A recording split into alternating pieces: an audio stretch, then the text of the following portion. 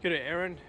We've got the Newlong Stitcher and Kappa set up for testing in your bags now. As you can see, we've got the thread in position here.